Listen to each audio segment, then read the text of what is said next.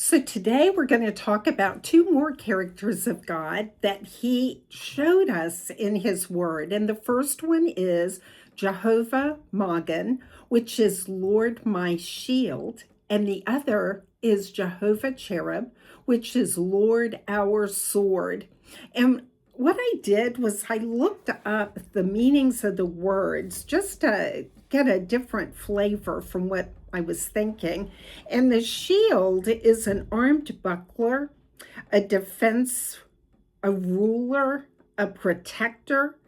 Also, the scaly height of a crocodile, which I thought was kind of an interesting definition of shield.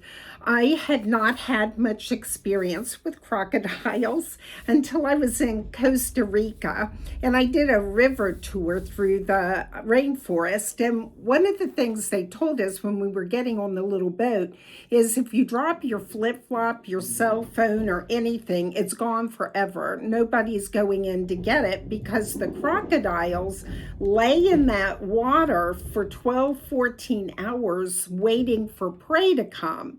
And so as we were going down the river in a leisurely way, there was like this beautiful exotic bird, kind of looked like a heron, about 18 inches above the water, sitting on a branch. And all of a sudden, up out of that water came a crocodile that snapped that bird off that branch and went right back down into the murky water. And all of the animals in the trees of the rainforest started making all kinds of noise. And those of us in the back of the boat had a sudden realization, because we were pretty close to where this happened, that our little 12, 14 inches above the water was nothing. This thing could have easily come in the boat with us. And so that is kind of a flavor of the shield of our God. His word says in Psalm 91 that he who dwells in the secret place abides under the shadow of the Most High. So you're so close to him that you're shadowed by him. And he also says in his word that he covers us with his feathers. He is our shield, our protector. And the word in the letters in Hebrew for shield are Mem and Gimel, and it depicts in a picture form of a place to hide.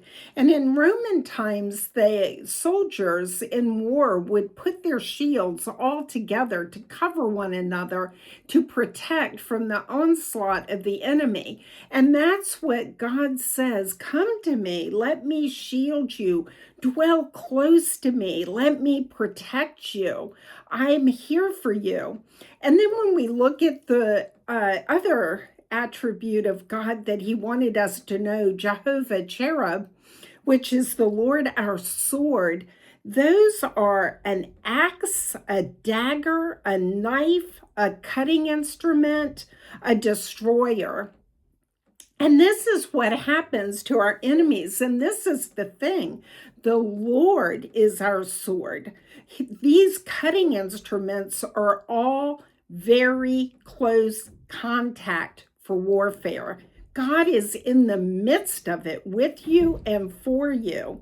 So when we think about the things we're struggling with in our lives, whether it's problems with our job, our family, our finances, our home.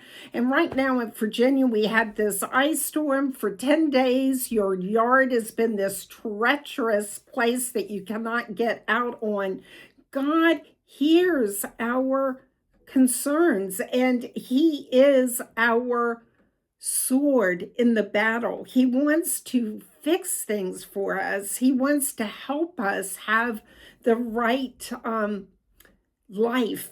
He wants us to know, just like he told Abraham, I am your shield and great reward. What more could we need today, knowing that we are shielded by the Almighty and that he is before us, beside us, behind us, and he is our sword he is ready for any close contact problem that we have, that he will take care of it. Let's pray to him and have faith and trust that our God is mighty and able to move those mountains of our life. Be blessed today.